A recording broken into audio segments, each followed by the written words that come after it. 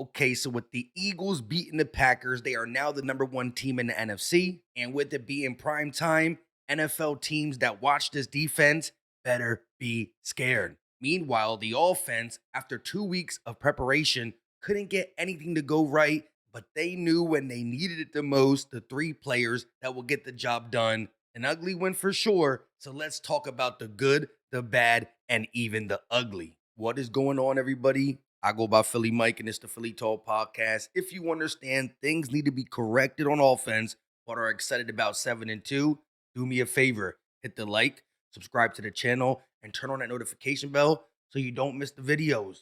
So the big Monday night showdown, Eagles at Packers, wasn't anything like a lot of us thought it was going to be. We expected fireworks on both sides, as we got the exact opposite, a defensive performance for the ages for both teams, but the way the Eagles defense came out with newly acquired Jaelan Phillips, this is something the NFL should be scared about.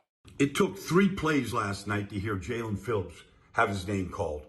He was everywhere.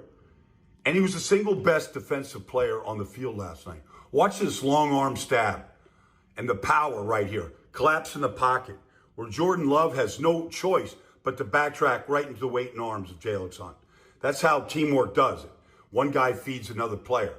Now, you watch him here and disengage, take down Josh Jacobs, okay? All right, well done. Now, I just like the violence that he played with. Man, disengagement, it's like Monday Night Raw. Just take Wilson right down to the ground. Beautiful. All right, now, tight ends, it's a rule, are not going to block Jalen Phillips, ever. All right, it's a rule. Like if he was in a rodeo, that would be some good calf roping right there. Now, in this play right here, Nakobe Dean is going to come. One of the few times they blitz. And he is going to Josh Jacobs, a good blocker, he just ruined him. And so when Love right here tries to get the ball out, the ball's on the ground.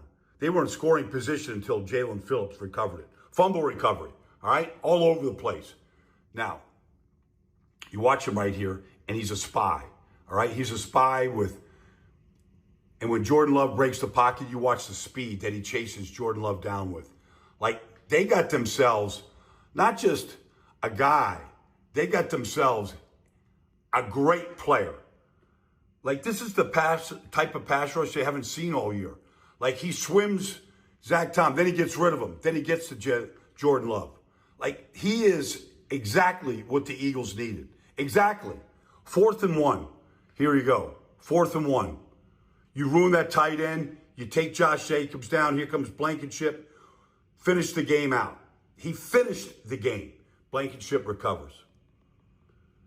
Jalen Phillips wasn't just good. He was great. He was the best defensive player on the field. You got to absolutely love what you saw from Jalen Phillips. He has a nonstop motor, putting pressure on Jordan Love. But what he did in the run game was crazy. And he knows just how important stopping the run is.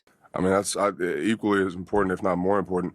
Obviously the sacks are flashy. Everybody talks about pass rush, but truly you can't rush the passer unless you stop the run. So I think it's a bit of a pride thing. And really, you can kind of see pass rush as more finesse, more kind of sexy, but stopping the run is gritty. It's hard, and it takes toughness, and I think that's what we showed. I've said it, and I've heard you said it. When you get a guy who really wants to play for a team and is fully balled in, you're going to get the best out of him. Listen what he said about the composure of the team. Man, I think the biggest thing I noticed is just no panic. The whole entire time, there was just utmost confidence on both sides of the ball. And it felt really good to just, be in that environment and just to know, like I said, the defense was handling our job and offense did what they had to do. So, yeah, it was a great environment and just such a fun game to be a part of for the first one out. That's that winning culture that he never experienced in Miami. The game is 0-0. Offense can't score. Defense is playing lights out. But sooner or later, they're going to let up. But nobody on both sides of the ball had any doubt that we were going to lose. And it fed him to have a huge debut. 1 forced fumble, a fumble recovery, 6 total tackles, 8 pressures, 7 hurries, a quarterback hit, and 5 stops, with the biggest one coming on 4th and 1. But did you notice Moro Ojomo call out the play before the Packers even did it? It's not on this way. It's not on this way. Absolutely called it. Jaelan Phillips made the play, but man, Mara Ojomo, being a former 7th-round pick, has played lights out. If you look at how Milton played last year and Ojomo this year, he's been better. He's going to need to get paid real soon. Real quick, let's give you guys an opportunity to get some free entries into the jersey giveaway. All you got to do is hit the like button, be subscribed to the channel, make sure.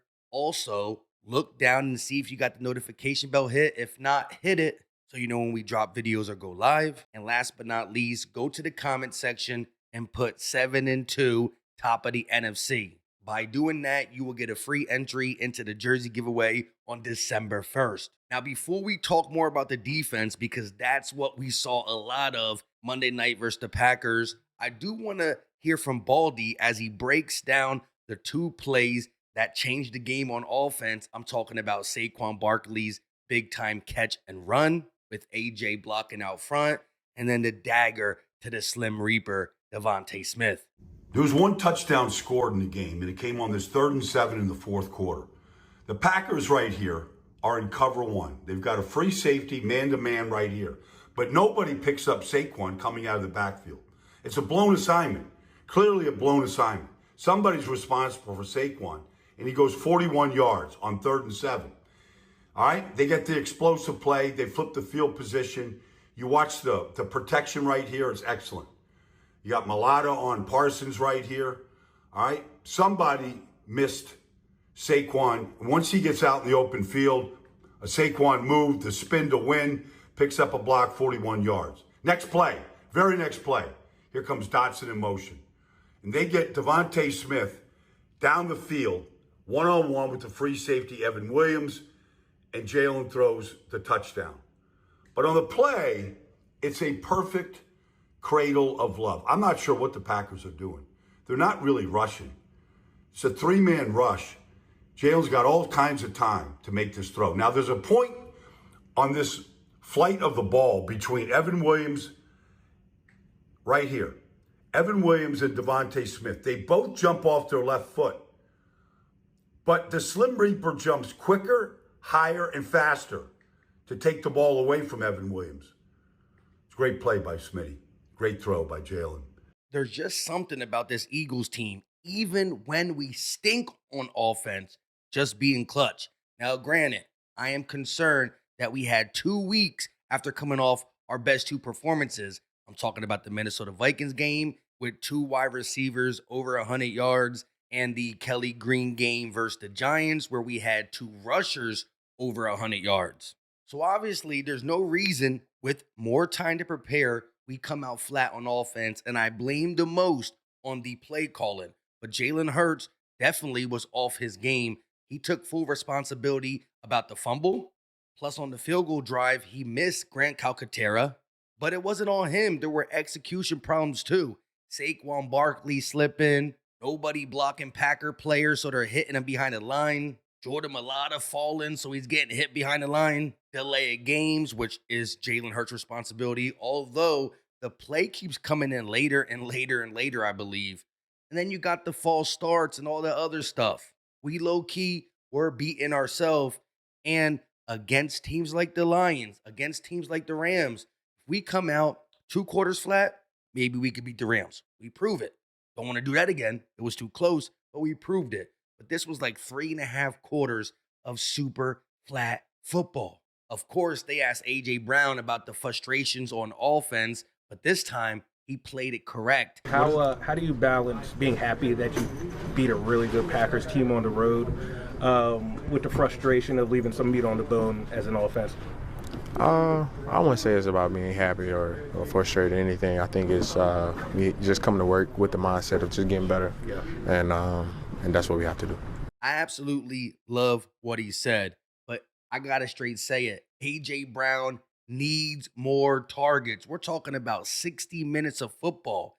He got 2 targets, caught both of them for 13 yards. Again, you got to give the ball to Saquon, Goddard, and Smitty. And Smitty is making the most of his opportunities. But 2 targets to A.J. Brown? That is coaching male practice. As of now, I'm going to chalk it up to we're 7-2, top of the NFC, and just beat the Packers, who were in first place of the NFC North. You're welcome, Detroit, although we got you guys next week.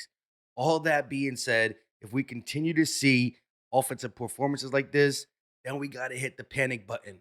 But right now, we know that we're not changing coaching staffs. This is what we got the rest of the year. So they got to make it work or we're in trouble. Back to the Eagles defense that played at a championship level. There's so many people that you can shout out for playing good. Jalen Hunt was all over the field. Nolan Smith back and gets a sack. Quinyon Mitchell was locking up left and right. Listen what Anthony DeBonis said about him.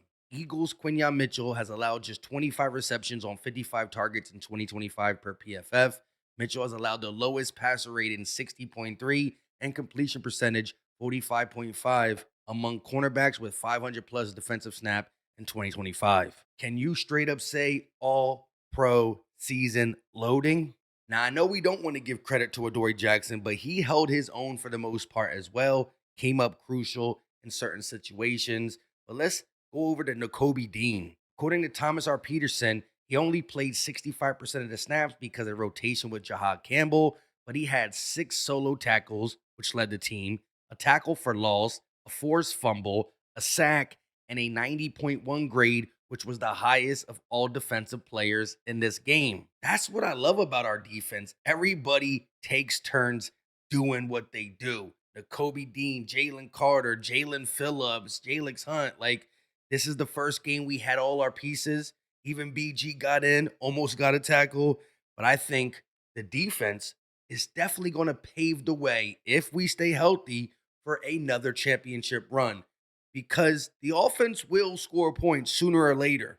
But if the defense can play lights out like this on the road in Lambeau, the sky is the limit. When you look back at the Eagles run last year, we scored a lot of points in the playoffs. And we did put up 40 on the Chiefs. But what the defense did made it that much easier to secure our second Super Bowl. So let's just worry about the Detroit Lions. A lot more to talk about. We'll break down film in future videos. This video had to be done quick today because of all the things I have to do on a Tuesday. But I love hearing from y'all. So hit the like, subscribe to the channel, turn on the notification bell so you don't miss the videos. Leave me your thoughts. I love hearing from you. You bring up topics to talk about in next video. So leave me a comment. Again, we're 7-2. Got to get better. But this defense, there's so much more I want to talk about, but we'll do it with the film. Make sure you get into the free entry, and I'll talk to y'all tomorrow. Until next time, you know what time it is. We out.